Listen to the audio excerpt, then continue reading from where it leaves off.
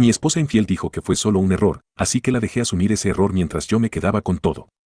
Mi esposa Emma, de 29 años, y yo, de 32, llevábamos 5 años casados. Nos conocimos en la universidad y la chispa fue instantánea, la química siempre estuvo ahí. Éramos esa pareja empalagosa de la que todo el mundo se quejaba por estar demasiado enamorados, así que no perdimos tiempo y nos casamos al año. El matrimonio siempre fue genial para nosotros, los dos ganábamos bien y teníamos todo lo que queríamos. Incluso empezamos a intentar tener hijos hace unos meses. Todo esto comienza con su ascenso el mes pasado, por fin obtuvo la promoción que había estado esperando durante mucho tiempo.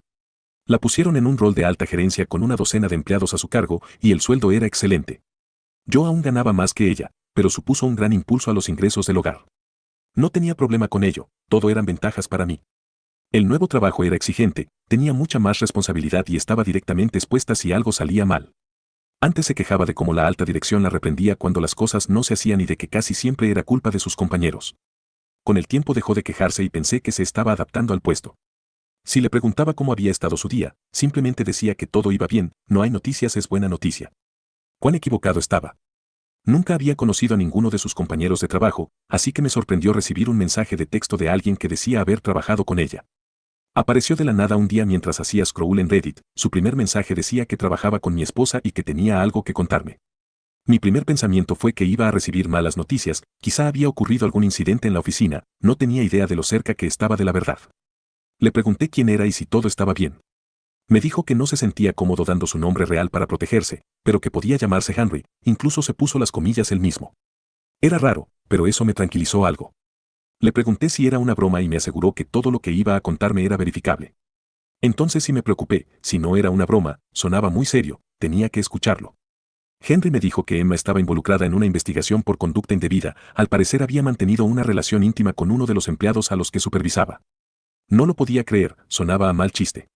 Le pregunté cómo podía probarlo y me envió capturas de pantalla de mensajes supuestamente desde el teléfono de la víctima.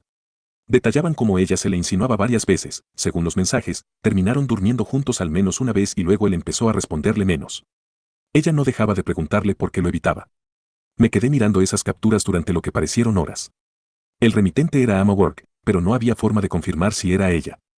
Aún así reconocí el tono, el estilo de escritura, las mismas abreviaturas y errores tipográficos que suele cometer. Todo parecía auténtico. Le pregunté a Henry si era la víctima y se negó a responder. Dijo que la empresa quería mantenerlo en secreto para proteger su imagen, pero que ya se había presentado un informe oficial. Me contactó porque creía que merecía saber la verdad y que Emma no me la contaría. Empecé a caer en cuenta de que no era un simple romance de oficina, ella había abusado de su autoridad. Según los textos, la presionó para acostarse con ella, él resistió y luego cedió, pero después empezó a evitarla. No podía creerlo, si todo era cierto, Emma estaba en graves problemas y yo no iba a apoyarla. La otra persona era una víctima, y yo también lo era por su engaño. Pero necesitaba verificarlo antes de decidir qué hacer. Cuando Emma llegó a casa casi no pude mirarla. Traté de mantener la calma, pero le pregunté cómo había estado el trabajo. Me dio la misma respuesta de siempre, bien. Entonces comprendí que no era que se estuviera acostumbrando, sino que había dejado de confiar en mí porque estaba atraída por otro. Su irritabilidad reciente quizás se debía al estrés de la investigación. Si mi trabajo estuviera en riesgo y no pudiera hablar con mi esposa, yo también estaría irritable. Desafortunadamente para ella, yo ya lo sabía. Esperé a que entrara al cuarto, saqué su laptop y revisé sus correos laborales. Ahí estaba el correo oficial de hace unos días, la investigaban y la habían suspendido temporalmente. Henry no lo había mencionado, quizás pensó que ya lo sabía. Apagué la laptop y me senté con la cabeza entre las manos, ya no conocía a esa mujer. Ella seguía fingiendo que iba a trabajar, ¿a dónde iba realmente? Tomé una foto del correo y seguí buscando, encontré otro mensaje de un colega preguntando si los rumores eran ciertos, lo fotografié también. En su correo personal solo vi solicitudes de empleo, sabía que su tiempo en la empresa había terminado. Para mí, era la prueba definitiva de su culpa. Como no hallé nada más en la laptop, la apagué. Su teléfono estaba en la habitación y sabía que no tendría oportunidad fácil de revisarlo. Pero tuve otra idea, seguirla. Hoy me tomé el día libre sin decírselo, no era la única que podía fingir que iba a trabajar. Cuando salió de casa la seguí. No fue difícil, mantuve distancia y ella apenas revisa sus espejos. Se detuvo en una cafetería, la vi entrar, sentarse y sacar su laptop. ¿Era eso? Ya no tenía trabajo, así que fingía escribiendo solicitudes de empleo todo el día. ¿Hasta cuándo pensaba sostener esa farsa? Pasó un par de horas enviando currículos y me cansé de vigilarla. Tenía la certeza de que Henry decía la verdad. No iba a quedarme de brazos cruzados mientras ella me seguía mintiendo. Me acerqué y tomé asiento frente a ella. Casi saltó de la silla al verme, se recompuso y me preguntó casualmente qué hacía ahí. Era sorprendente su tranquilidad tras el susto. No anduve con rodeos, le pregunté qué hacía y por qué no había ido a trabajar. Respondió con total convicción que sí había ido y que solo estaba almorzando. Me volvió a preguntar por qué yo estaba ahí. Trataba de aparentar normalidad, pero estaba nerviosa. Le dije que la había seguido desde casa y que no había ido a trabajar. Ella guardó silencio, buscando excusas. La saqué de su miseria y le conté que sabía por el correo de su laptop que la habían suspendido. Se aferró a decir que todo era falso, acusaciones sin fundamento y una conspiración para arruinar su reputación. Le pregunté si de verdad intentaba culpar de la Fire a una conspiración. Insistió en que no hubo affair, solo un comentario inocente que alguien malinterpretó. Harto de sus mentiras, puse fin a la farsa. Le dije que había visto los mensajes, no fue un simple coqueteo, presionó a un chico para que durmiera con ella y ahora enfrentaba las consecuencias en el trabajo. Y esto era solo el principio, habría repercusiones en casa también. Ella me agarró de la mano y me suplicó que reconsiderara, diciendo que solo pasó una vez, que fue un error, que lo lamentaba y que nunca volvería a hacerlo. Le recordé que vi los mensajes, la única razón por la que solo ocurrió una vez es porque él empezó a evitarla. No fue un error, ella lo buscó hasta que la atraparon. Le quité la mano y me levanté. Me iba a casa y ella podía volver a recoger sus cosas, pero no dormiría bajo mi mismo techo. Que buscara dónde quedarse. Honestamente, era una desconocida para mí y no podía soportar un día más en la misma casa. Ni siquiera me sentía seguro a su lado. No ha regresado aún y no sé qué haré si no lo hace. Actualización. Emma no volvió a casa esa noche, regresó al día siguiente y me dijo que había pasado la noche con su amiga para darme espacio. Me preguntó si podíamos hablar de lo sucedido. Le dije que no había nada de qué hablar si no estaba dispuesta a decirme la verdad. Se sentó y confesó que había desarrollado un crush con uno de sus empleados, mantuvieron un coqueteo inocente, según ella, él correspondió, y luego, una noche que se quedaron tarde, una cosa llevó a la otra y volvieron a dormir juntos. Lo llamó un error, el peor de su vida, y dijo que lo había lamentado cada día, él también lo lamentó y la denunció poco después.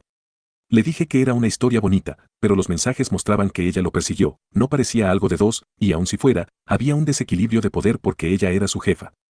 Y luego estaba el hecho de que coqueteó con otro hombre y finalmente se acostó con él. No me importaba que solo fuera una vez ni que lo lamentara, me engañó. No fue un error involuntario, sino algo que trató de repetir hasta que la atraparon, y ahora hablaba de arrepentimiento.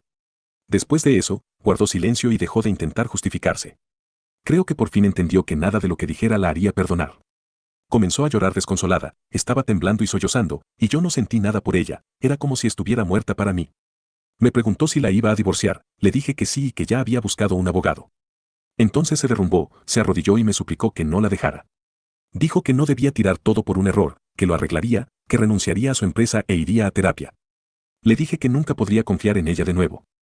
Siguió rogando, pero yo estaba decidido, le dije que empacara y se fuera a la casa de su amiga. Verla llorar me agotó, pero no me conmovió. Al rato bajó con 2 maletas llenas y las llevó a su auto, no ofrecí ayudarla. A la mañana siguiente hablé con un abogado, me aseguró que, dada la naturaleza de su infidelidad y deshonestidad, obtendría un acuerdo de divorcio a mi favor. Me pidió reunir todas las pruebas, los mensajes de Henry, el correo de suspensión y las pruebas de que fingía ir a trabajar, usaremos todo, dijo. También mencioné que intentábamos tener hijos, según él, eso empeoraba las cosas para ella porque mostraba que planeaba un futuro conmigo mientras me traicionaba. Todo retrataba a una mujer que mintió y abusó de su poder. Confirmó que sería duro y me preguntó si podía hacerlo, respondió que lo esperaba. Emma intentó contactarme varias veces tras irse, no respondí, pero leí sus mensajes, unos rogaban, otros insultaban, otros suplicaban que volviera. Incluso me llamó frío por no darle una segunda oportunidad tras su error. Parecía creer que esa palabra borraba todo. Mi abogado se movió rápido, en cuanto los papeles estuvieron listos, la notificamos en la casa de su amiga. Me llamó y esta vez contesté, se dijo devastada, pero solo le respondí que era el único camino. Mientras tanto, mi abogado descubrió que había renunciado, verifiqué su LinkedIn y seguía buscando empleo. Me preocupó que eso me complicara con pensión alimenticia, pero mi abogado insistió en que no necesariamente, por cómo perdió su puesto. Tenía razón, me quedé con todo sin pagar manutención. Por suerte no había hijos, así que no hubo custodia ni crianza compartida. La casa llevaba tiempo a mi nombre, mi abuela me la dejó y ella no podía tocarla. Me quedé con la mayor parte de nuestras finanzas e inversiones, ella se fue casi con nada, solo sus pertenencias, un poco de ahorros y su auto. Luché por el auto, pero había pagado lo suficiente como para que el tribunal se lo dejara. Su abogado había peleado por una división justa, pero al final resultó más que favorable para mí, ella no merecía nada. Mi abogado refutó cada reclamación con documentos. Cuando todo terminó, era evidente quién era ella, engañosa, depredadora e infiel. Algunos días salía de las audiencias llorando. No me contactó tras el divorcio y, según su LinkedIn, sigue sin trabajo. No me sorprende, su reputación quedó hecha trizas y ninguna empresa respetable la querrá. Nunca supe más de Henry, intenté escribirle, pero no respondió. No sé si era la víctima, un amigo de la víctima o alguien de recursos humanos con sentido de justicia, pero le agradezco que hiciera lo correcto, debió ser difícil para él, pero me salvó de mucho dolor. He empezado terapia, no porque la extrañe, sino por la ira que arrastro. Sentí alivio al liberarme de ella, pero no dejo de enfadarme por la traición. He intentado lidiar solo, pero admito que necesito ayuda profesional. No quiero hacerle daño a nadie como ella me lo hizo. Más allá de eso, sigo adelante con mi vida sin ella. Dijo que había cometido un error y tenía razón, cometer un error no da derecho al perdón. Pero ella sí enfrentó las consecuencias de sus actos, y yo también he seguido mi camino.